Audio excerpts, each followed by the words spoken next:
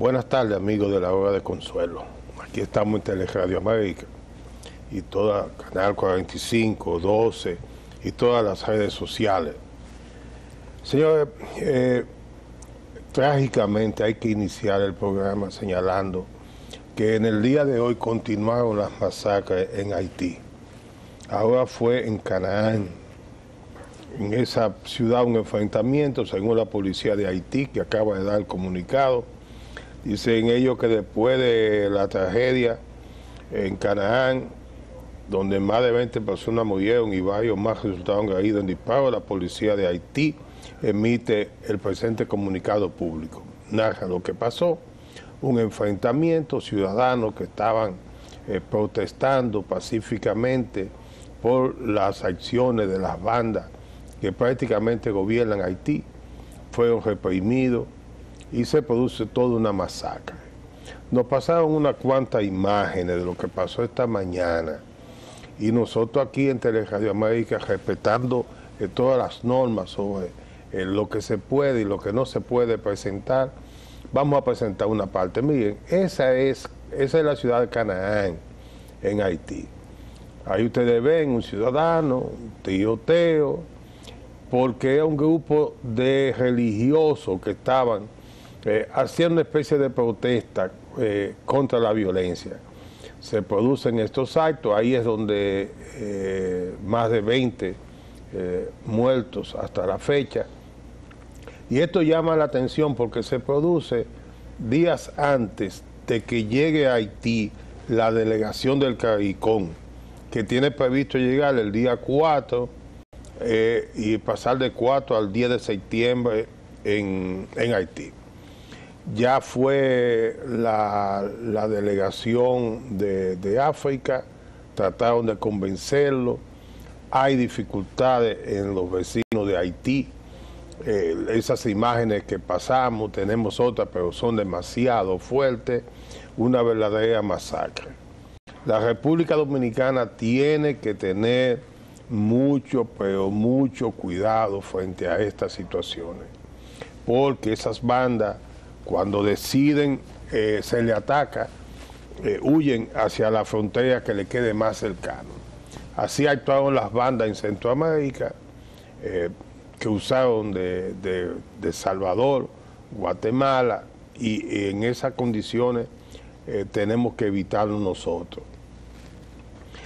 Hay que comentar por necesidad la situación política dominicana, un enfrentamiento entre la Junta Central Electoral y una parte de los partidos políticos de la oposición. Si algo tienen que entender los políticos dominicanos es que están obligados a leer antes de que las cosas se aprueben en el Congreso y se conviertan en ley. Son muy alegres en levantar la mano y quiero insistir en esto. Las leyes son normas para regular una sociedad determinada en un territorio determinado.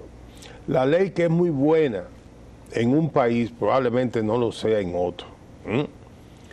Las normas de conducta, de cultura del europeo, no son las normas de conducta y cultura de los latinos, de la mayoría de los latinos. ¿Qué ha pasado en las legislaciones dominicanas? Que cada vez que existe una norma, nuestros legisladores contratan a técnicos y profesionales extranjeros que imponen normas que aquí no son aplicables. En pocos países del mundo usted encuentra, país organizado, usted encuentra que en un árbol con clavos se pone un afiche de un candidato, o que lo ponen en un poste de luz o en un tendido eléctrico. Pero aquí, lamentablemente, eso se convirtió en una norma. ¿Qué sucedió? Se impusieron normas porque los procesos internos que se viven en esos países no son los procesos internos que se viven aquí. Resultado, votaron una ley recientemente, las cúpulas de estas estructuras partidarias no las revisaron y ahora la Junta le dice, miren señores, es que esto fue lo que ustedes aprobaron en las leyes. Fueron sus diputados y sus senadores que votaron por esto. Hay que aplicarlo. Y de eso tienen que sacar la experiencia. Ojalá que los problemas se resuelvan. La República Dominicana no puede repetir lo que pasó en el año 2020 como resultado de una fatal Junta Central Electoral. Hay que garantizar por encima de todo la convivencia entre los actores, pero también fijando y cumpliendo las normas. Las normas no pueden ser dictadas hoy para incumplirla mañana o modificarla a lo que me conviene mañana. Y en eso quiero insistir en esta necesidad de que los dominicanos entendamos de una vez por todas que necesitamos normativa para la convivencia electoral. Están convirtiendo, óiganlo bien, en una subasta pública al mejor postor y último subastador las posiciones públicas. Cada día los políticos están diciendo que les cuesta más y les cuesta más una campaña. Y en esa misma medida, que eso cueste, usted va a auspiciar de una forma u otra, uno, o la corrupción de los que gastaron un dinero y lo cogieron prestado y tienen que pagarlo, y no le va a dar el sueldo para pagarlo y además sostener el clientelismo que a partir de ahí hay. O dos, permitir que los puestos selectivos, las posiciones selectivas, queden en manos del que puede tener el dinero fácil. Ese que consiguió dinero fácil y va y se da, en vez de lavar, además de haber lavado dinero, viene el lavado social. Y el lavado social es que usted es diputado, es senador, es regidor, es alcalde, usted pasa a ser una personalidad dentro de la sociedad. Y a eso se llama el lavado social. Ojalá lo puedan discutir alguna vez, pero eso es lo que este humilde servidor cree. Y gracias a Dios, doña Consuelo Desprader nos da esa libertad de que podamos decirlo sin ningún tapujo. Las estructuras partidarias están colocando las posiciones al mejor postor y último subastador, sea por primaria, sea por encuesta, que las encuestas se manejan, o es el más popular, el que más cuartos reparta, el que más fiche ponga. Entonces, si es por la encuesta, lo que estamos teniendo es un concurso de belleza, o por un lado o por el otro, una apuesta a quien tenga más, para promoverse más, para ser conocido más. Que el Estado cambie, porque de lo contrario, el futuro de la República Dominicana, hay que decirlo, será muy pésimo. Miren, señores, nosotros tenemos el privilegio de tener con nosotros a Richard Medina, economista, con el privilegio de haber trabajado conjuntamente con otro gran economista, prácticamente un hermano nuestro, Rafael Espinal, y él tiene posiciones académicas, pero aquí no viene como académico, viene como economista comprometido a ayudar a que los dominicanos, los televidentes de La Hora de Consuelo, entiendan la economía aplatanada. O sea, él no va a decir a nosotros lo que usted oye con mucha teoría y palabras que no entendemos porque no se corresponden quizás con nuestro léxico y con nuestra página para la izquierda, porque corresponden a una profesión determinada. Entonces él va a hacer un esfuerzo por aplatanarnos eso. Comencemos. Richard, un placer y a nombre de Consuelo Desprader y de todo el equipo, agradecemos que haya tomado este tiempo para estar con nosotros. Muchas gracias, Waldy. Muy buenas tardes a todos los que nos siguen a través de Teleradio América y de las distintas plataformas en este programa La Hora de Consuelo. Me encanta venir aquí. Mira, lo primero es, se ha hablado mucho en todos los procesos de campañas electorales de que se necesita una reforma integral, tributaria. Explícanos, ¿qué significa eso y a dónde, en qué sentido nos impacta como ciudadanos? Bueno, cuando se habla de reforma fiscal integral, digamos que eso viene a la discusión, ¿no? De tenemos un problema, y ese problema es que el gobierno gasta mucho más de lo que ingresa, es decir, que tiene lo que se llama déficit fiscal. Es como una casa, si usted permanentemente tiene gastos mayores a lo que ingresa esa casa, pues usted va a vivir en déficit, y para financiar ese déficit debe endeudarse, debe coger dinero prestado. Entonces el gobierno ha hecho eso, desde 2003, 2004 ha venido endeudándose de manera paulatina.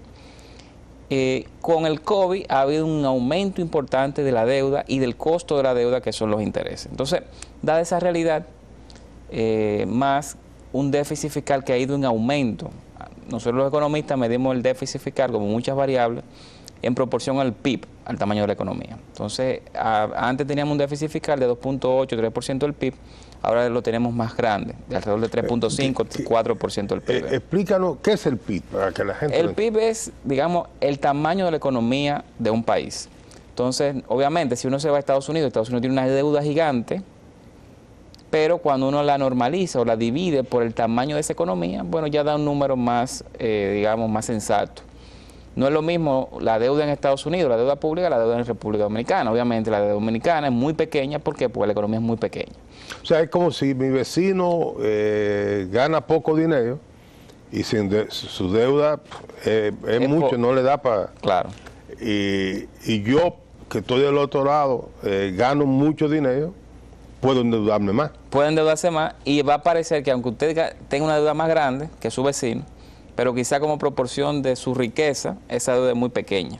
Mientras que la de su vecino, que aunque es la deuda menor, puede ser que en proporción de su riqueza, o en comparación con su riqueza, la deuda es mucho más grande. Tengo 100,000 pesos, debo 70, mi vecino tiene 50,000. 20,000 y debe 19,000. Bueno, ese es el ejemplo. Miren qué sencillo esto aquí, Juan. Pero para continuar con el tema de la reforma, entonces lo que la reforma viene a tratar de reducir el déficit fiscal, es decir, la diferencia de lo que el gobierno gasta y lo que el gobierno ingresa por impuestos en el tiempo. Entonces, cuando se habla de integral, es que no sea solamente subir impuestos, sino también reducir gastos del gobierno. Mira, hace mucho tiempo yo leí un trabajo por el aspecto político de los ingleses en la gestión de Margaret Thatcher, y ellos hablan de la reducción del Estado como una forma de reducir los déficits fiscales. ¿Qué visión tú tienes de eso?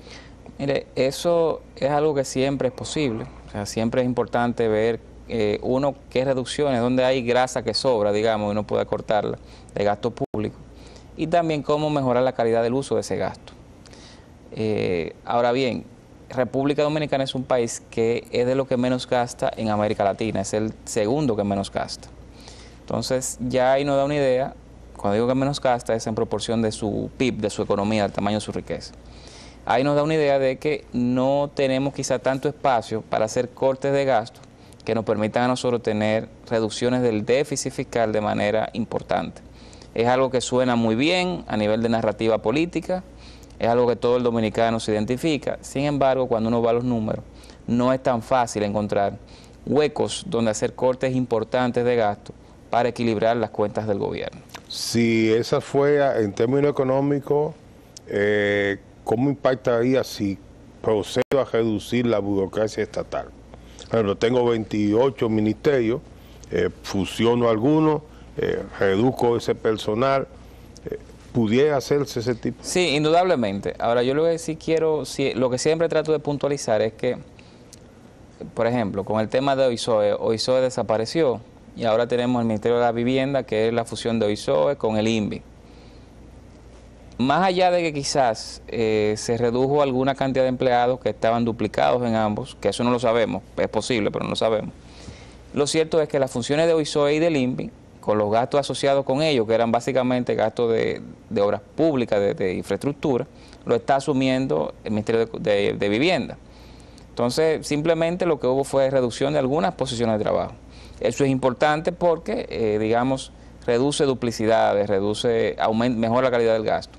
Sin embargo, cuando uno lo ve desde el punto de vista macro, desde el punto de vista general, no me parece que esas sean intervenciones que realmente generen un cambio importante en el nivel de desequilibrio de las cuentas fiscales que tiene el gobierno. Se ha dicho que el turismo ha pasado a ser la espina dorsal de la economía dominicana. ¿Hasta dónde es sostenible una economía sustentada en servicios como del turismo? Bueno, ahí, digamos, tenemos ya quizás 30 años teniendo como principal actividad económica el turismo dentro de las diferentes manifestaciones que pueda haber, especialmente la de Sol, Playa y Arena. Pienso que los países que se han desarrollado, digamos, países de la Unión Europea, Estados Unidos, Canadá, Japón y varios países en Asia, no lo han hecho, digamos, viviendo del sector servicios de turismo, sino que lo han hecho teniendo un sector industrial, manufacturero, bastante fuerte y logrando exportar y que esas exportaciones compitan con productos de otros países y puedan tener un gran calado. El caso, digamos, más reciente que se tiene de un país en desarrollo, como lo es Dominicana, es quizá Vietnam. Vietnam ha pasado en 30, 35 años de ser un país más pobre que República Dominicana, que incluso viene de un nivel más atrasado porque sufrieron una guerra durante mucho tiempo, a ser una potencia que es de las mayores exportadoras de bienes manufacturados, de ropa, de equipos tecnológicos, de aparatos, ¿no?, en el mundo. Y eso se logra haciendo reformas muy puntuales y amplias con decisión política. ¿Y ese papel no lo juegan las zonas francas en la República Dominicana? Sí, las zonas francas juegan, digamos, un papel. Lo único es lo siguiente. Una zona franca lo que hace es que localiza en un territorio una parte de la cadena de producción de un bien, lo que se llama cadenas globales de valor. Entonces, si da el caso de que esa cadena global de valor que se está, o ese eslabón de la cadena global de valor que se está poniendo en República Dominicana, solamente se enfoca en un tema de costo de mano de obra, pero no así de alta productividad de la mano de obra, como si está sucediendo ya en Vietnam, pues entonces no pienso que va a haber una transferencia de conocimiento, una transferencia de tecnología, que nos permita a nosotros entrar en una especie de círculo virtuoso para ir produciendo bienes cada vez más sofisticados y que agreguen más valor y que obviamente paguen salario más elevado a la población dominicana. Las exportaciones dominicanas, ¿cómo la evalúan ustedes en términos de económico y de proyección? Mire, las exportaciones dominicanas son más que nada dominadas por, digamos, oro, sacando oro, por exportaciones nacionales de bienes sobre todo agrícolas o bienes derivados de productos agrícolas, especialmente tabaco, aguacate, y también, digamos, de exportaciones de zonas francas, que es más que nada ropa, y ahora hemos estado incurriendo en el mercado de dispositivos médicos, que se están produciendo en zonas francas acá. Además de eso, hay otros bienes que se exportan en República Dominicana, alguna ropa, sobre todo se hace mucha exportación de muchos bienes manufacturados hacia Haití, aprovechando la frontera terrestre. Pero la constante, y encadenándolo con la pregunta que usted me hizo del tema de turismo, la constante es que las exportaciones dominicanas no son exportaciones, digamos, de bienes sofisticados, que son los bienes que cuestan más, aprovechan una mano de obra de más calidad o de mayor nivel de preparación y por lo tanto que le paga un salario mayor. O sea, nosotros todavía estamos en la exportación de bienes que son relativamente sencillos o de materias primas, productos agrícolas, oro, entre otros. Se habla de la cantidad de turistas que estamos recibiendo. Bueno, en lo personal yo tengo mucha confusión con los informes, porque en algunos se confunden pasajeros con turistas, visitantes con turistas. Y ahora la pregunta va en el sentido siguiente: ¿hasta dónde el aumento de la población de turistas reduce la importación de materias comestibles como tabaco, guineo, que son productos de exportación, aguacate, como tú señalabas? No, la ventaja que nosotros tenemos con el turismo, que sí hay cosas muy buenas vinculadas con nosotros depender del turismo, es que tenemos, digamos, una población flotante de unos 10, 12 millones de visitantes al año, de los cuales quizás se promedia 1 millón en cada mes.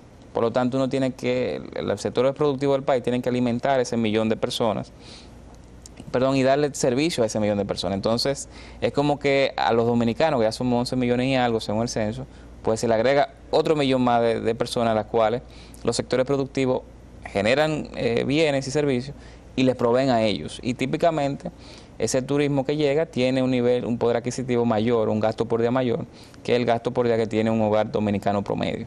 Entonces, digamos que lo que sea que se le venda, ya sean bienes o servicios, a turistas que vienen acá, pues va a ser mejor remunerado que lo que le remunera el dominicano promedio. Por lo tanto, el sector productivo o los sectores productivos que le venden a ellos van ganando.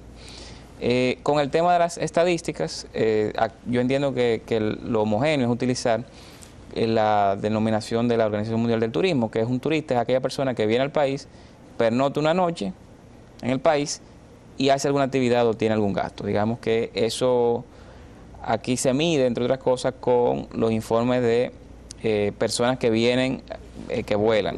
¿Por qué? Porque aquí no tenemos todavía, como pasa por ejemplo con Panamá, un hub donde una gran parte de las personas que viajan o llegan a Tucumán en Panamá, por poner un ejemplo, lo que hacen es que van al hub para una conexión a otro lugar. Entonces, como no tenemos eso, pienso que una muy buena aproximación para medir el turismo, bastante creíble y bastante acertada, es precisamente la cantidad de personas que vienen por vuelo acá. ¿Qué es lo que pasa con Miami y estuvo pasando mucho con San Juan? Así es. Que si uno va a coger un crucero, vuela a Miami o a San Juan. Aquí no hemos llegado a esos niveles. No, todavía no tenemos una empresa, una aerolínea que haya hecho o que haga de República Dominicana un hub, aunque entiendo que por la posición geográfica, muy cerca de Centroamérica, de la costa este de Estados Unidos, del Golfo de México, de la parte norte de Sudamérica, somos ideal para esos fines. Y además estamos más cerca que, por ejemplo, Panamá y Centroamérica de Europa. Entonces sería quizá una buena forma de vender República Dominicana. No tenemos una aerolínea que haya hecho eso. Pienso que Arayet de alguna manera está tratando de moverse hacia allá, lo cual entiendo es muy positivo, tanto para las exportaciones de bienes, porque esos aviones de alguna manera van a tener espacio que puede ser ocupado por bienes que se exporten desde República Dominicana, y segundo, porque va a traer otro tipo de turismo que no sea solamente el que viene por tour operadores con charter a un resort todo incluido de sol, playa y arena, sino que va a venir un turismo de mayor nivel adquisitivo y también más orientado a temas culturales, temas religiosos, temas de montaña. La inteligencia artificial, ¿hasta dónde va a impactar en el desarrollo económico del mundo? Yo creo que eso es todavía muy pronto para saberlo, pero indudablemente que el uso de inteligencia artificial está siendo bastante apreciable en diversos sectores de la economía mundial. No creo, como muchas personas dicen, que van a desplazar muchísimos puestos de trabajo. Con cada, digamos, salto tecnológico que ha habido, desde quizá la revolución industrial en Inglaterra, siempre han habido trabajos que han sido sustituidos por maquinaria. Aquí puede pasar lo mismo. Ahora bien, esa sustitución ha sido de alguna manera transitoria. O sea, las personas tienden a encontrar nuevos trabajos y esos nuevos trabajos muy probablemente utilicen como herramientas parte de las cosas, de las ventajas que tiene la inteligencia artificial. Por ejemplo, estuve viendo que ahora se está utilizando la inteligencia artificial para leer imágenes médicas. Se va entrenando durante mucho tiempo y ya el índice de detección de malignidades o de situaciones de salud es mucho más efectivo que el de varios médicos, radiólogos especialistas. Entonces, desde el punto de vista de salud pública, eso es algo bastante positivo. ¿Por qué? Porque con imágenes, digamos, diagnóstica preventiva, se puede ver qué población es la que va a tener mayor probabilidad de desarrollar quizás algún cáncer, que es una enfermedad catastrófica en el futuro. Pero así como está el tema en salud, uno se puede ir a agricultura. En agricultura ahora hay una serie de tractores que van cosechando y van viendo cuál es el fruto que está maduro y cuál debe durar un poco más de tiempo. Y eso lo hacen con inteligencia artificial que está entrenada. Obviamente eso desplaza una serie de trabajadores que están o que estaban cosechando, pero permite de alguna manera que el costo de producción sea un poco más bajo para los consumidores. Se compensa. Se compensa. Obviamente va a haber desplazamiento de algunas posiciones de trabajo, pero como dije, los gobiernos ahí tienen que hacer un rol muy de vigilar eso y de estar proveyendo a esos nichos de trabajadores que pueden ser desplazados por inteligencia artificial con herramientas nuevas para adaptarlo a esa nueva economía o a esa nueva realidad económica. Diga, siempre se ha dicho que a pesar de que tenemos el 4% del PIB para la educación, el nivel de la educación nuestra sigue siendo pequeña, baja. El desarrollo de los jóvenes dominicanos en ciencias exactas como la matemática, la física, la química, siempre se ha situado como baja. A nivel de los que están estudiando economía ahora, ¿cómo está el nivel de ese grupo de jóvenes que están en la Facultad de Economía de las diferentes universidades? Yo creo que el nivel de matemáticas y estadística es bastante competente, bastante elevado, porque ahí tenemos lo que se llama un sesgo de autoselección. Si yo entiendo que no soy bueno para dar clases, para aprobar un cálculo multivariable, ecuaciones diferenciales, pues entonces yo trato de no tomar carreras, yo mismo me convenzo que no debo inscribirme en carreras que tengan mucha matemática. Entonces, ese primer sesgo que se llama sesgo de autoselección, porque lo hace el propio individuo, yo creo que muestra lo que sucede con la carrera de economía, así como las ingenierías.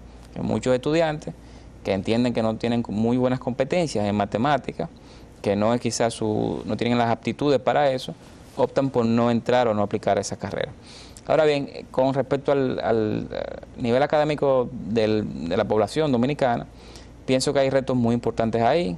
No es que somos los peores del mundo, sino que quedamos en los últimos dentro de aquellos países que se miden en las pruebas estandarizadas internacionales, en PISA. Hay muchos otros países que no se miden y que probablemente son peores que nosotros. Pero al margen de eso, creo que hay retos importantes en materia educativa.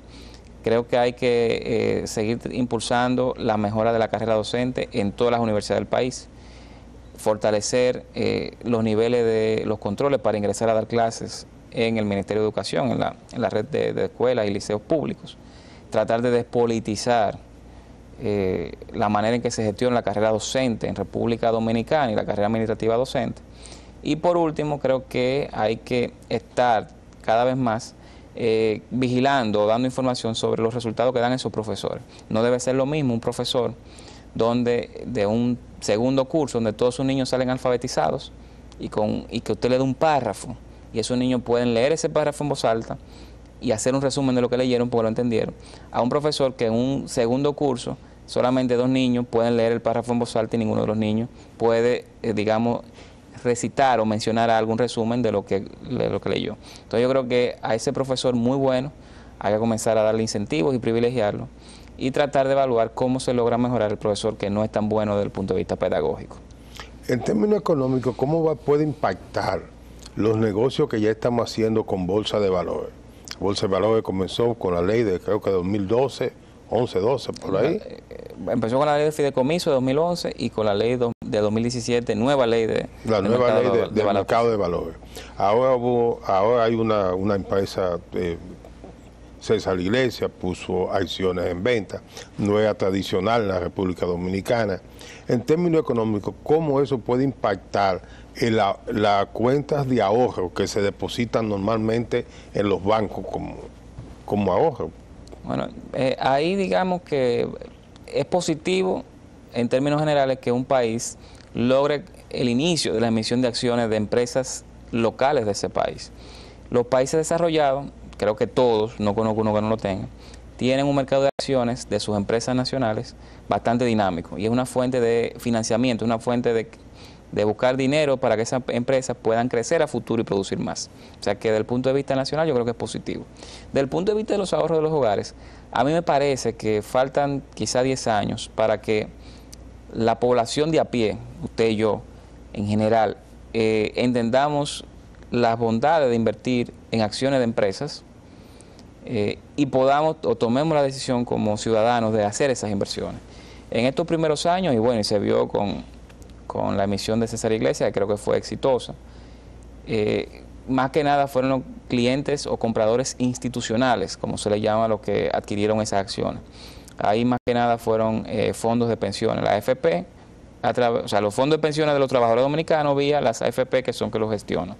Entonces pienso que es una nueva manera que tienen las AFP de invertir los fondos de los trabajadores dominicanos.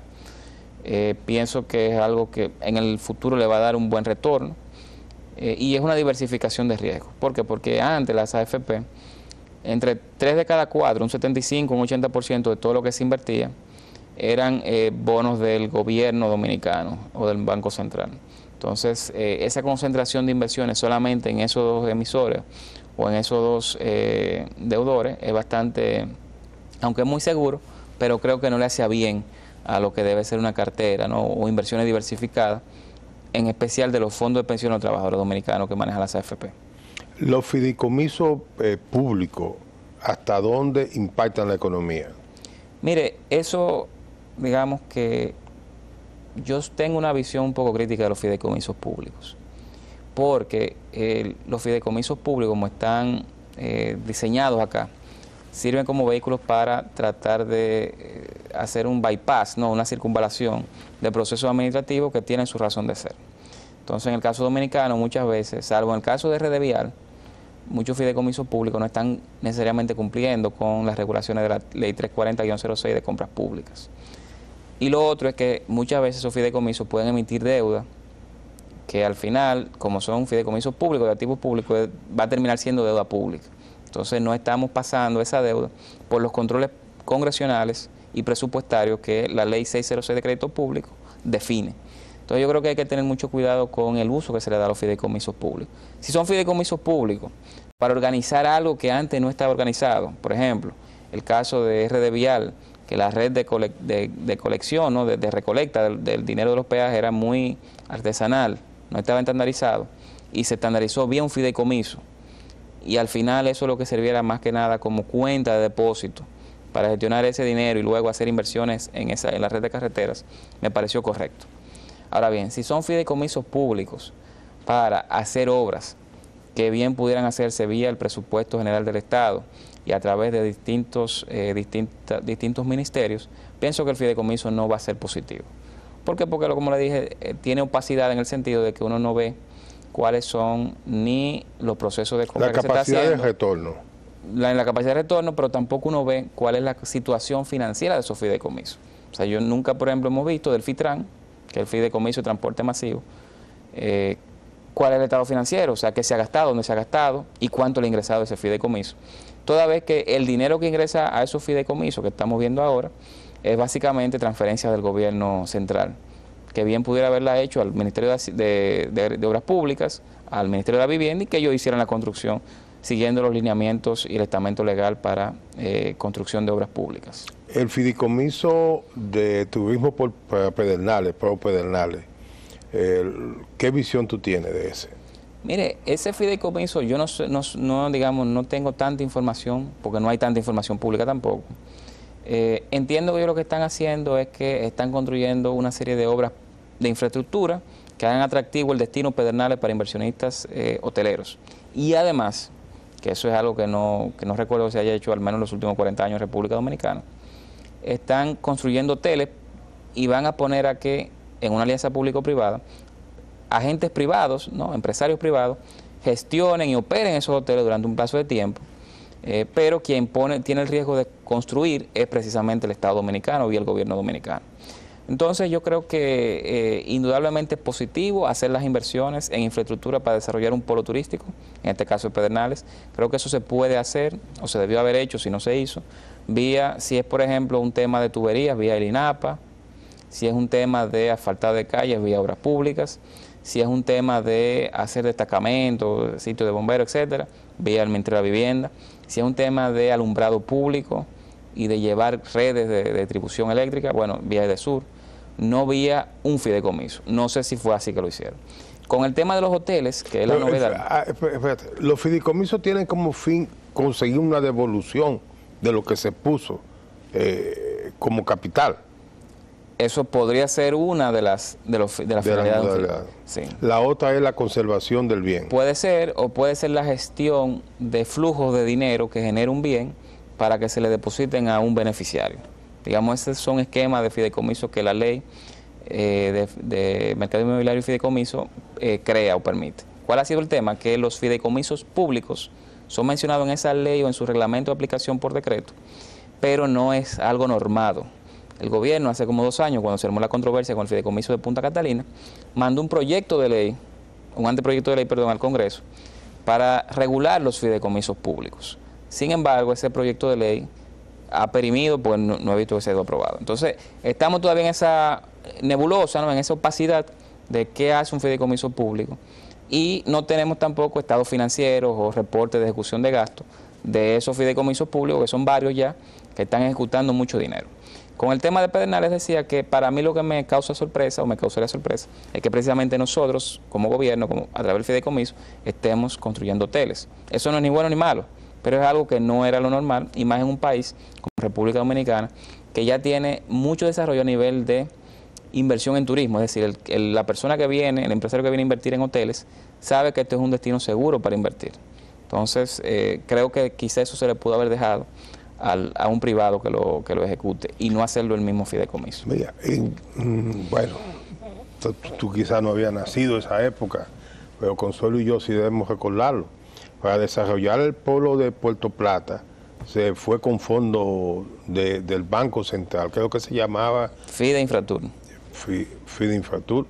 ¿Es una especie de fideicomiso eso, o solamente fue inversión del Estado para ponerle en manos del sector privado?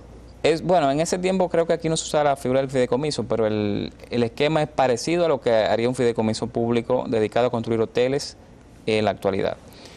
Pero ese es un buen ejemplo. Yo he dicho que en los últimos 40 años ese no era quizás ya la modalidad, porque debido al desarrollo que ha habido en el mercado turístico dominicano, el sector turístico, ya los empresarios vienen y hacen sus hoteles ellos, y el gobierno no tiene que correr ningún riesgo construyendo.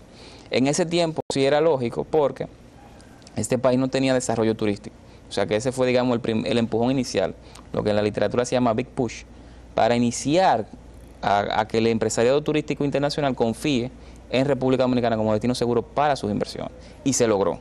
Ahora bien, volver a esa etapa es lo que yo entiendo que causa ruido y que habría que revisar a futuro. Mira, en estos minutos finales me gustaría que tú me des una visión del desarrollo de la economía dominicana al día de hoy y tu perspectiva hacia el futuro. Mire, yo creo que la economía dominicana, a nivel de inflación, la inflación ha estado bajando, va a cerrar alrededor del 3.5%. Eso no significa que la inflación, que los precios van a bajar, sino que los precios van a subir de manera menos acelerada que hace 1 año o 2 años. Creo que a nivel de crecimiento este país va a crecer poco este año. Es una situación monetaria, digamos, el Banco Central subió muy rápido las tasas para controlar la inflación, y eso va a generar poco crecimiento económico, muy poca gente, se va a notar o se está notando muy poco circulante en la calle. Y eso va a generar que el empleo no se recupere tan rápido como uno hubiese pensado. Entonces veo que a final de año República Dominicana crecerá menos de lo que habitualmente crece, con un nivel de empleo, creación de empleo, perdón, relativamente débil, aunque sí logrando la meta de que la inflación ya esté bajo control. A futuro creo que hay reformas estructurales importantes a nivel de calidad de la educación, a nivel de estructura tributaria, que el país debe comenzar a pensar al menos, porque eso sería lo que nos puede permitir a nosotros pasar de ser un país en desarrollo a un país desarrollado como lo han sido Vietnam, como lo está haciendo Filipinas, como lo está haciendo Camboya y como lo fueron en su momento Corea del Sur y Taiwán. Bueno, esa es una visión hacia futuro halagadora. Yo siempre he pensado que los dominicanos vivimos en términos de comercio y relaciones económicas de espalda a las pequeñas islas del Caribe.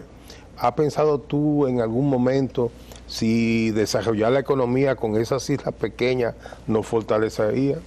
Mire, esas islas tienen la particularidad de que al ser tan pequeñas no tienen la capacidad productiva que tiene República Dominicana, sobre todo a nivel agrícola y pecuaria. Entonces pienso que cualquier estrategia de fomento de las exportaciones debe mirar primero hacia las islas del Caribe y luego hacia Centroamérica y luego hacia aquellos dominicanos que están viviendo en Estados Unidos. Digamos que ahí tenemos unos nichos bastante importantes para ampliar el tamaño de nuestro mercado, que las empresas aumenten su venta y puedan tener lo que se llama economía de escala, es decir, reducir sus costos y ser más competitivos en términos de precio.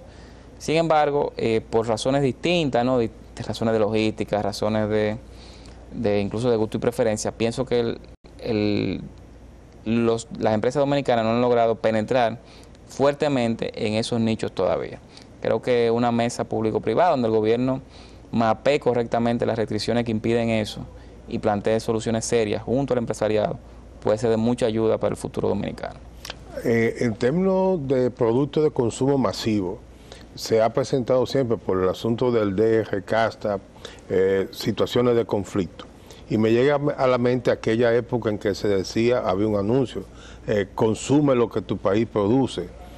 ¿Hasta qué punto ese tipo de eslogan es contrario a esta apertura comercial que tenemos en el siglo XXI?